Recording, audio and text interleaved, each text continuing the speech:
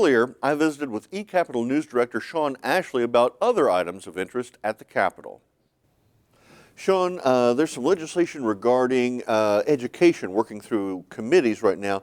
What's the latest on the education savings accounts? Well, that bill cleared committee this past week, the House Common Education Committee, and is now headed to the floor.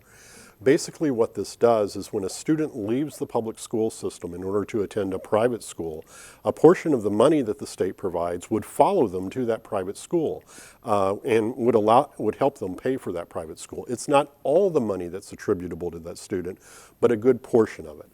That has education officials rather concerned, however, because it will reduce the amount of money available for all students across the state, and they're afraid really what it leads to is cuts in education.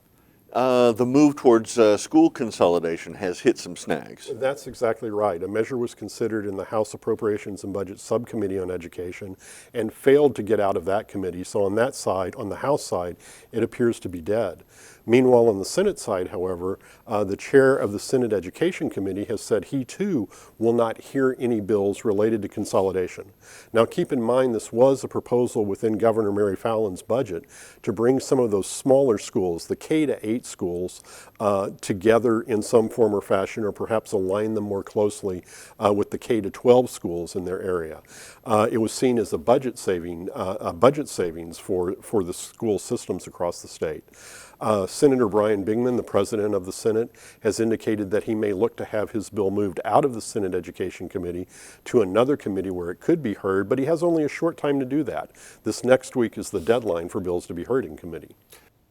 Now, there's a move to roll back this year's tax cut that's coming up this week, right? That's exactly right. Senator Mike Mazzei, chairman of the Senate Finance Committee, has a proposal that would undo the tax cut, the drop from 5.25% to 5% that took effect on January 1st. This bill would then allow that tax cut to occur again at some point in the future, but the barrier would be somewhat higher. The requirement's much more stringent in order for that to occur. Most of the legislative leaders in both the Senate and the House, as well as the governor, have indicated that they do not support this. But Senator Mazzei has said his objective as chair of the Senate Finance Committee is to put all the different options on the table, whether that's rolling back the tax cut or reducing tax credits or finding some other way to help balance this year's budget. Sean Ashley from eCapitol, thanks for joining us. You're very welcome.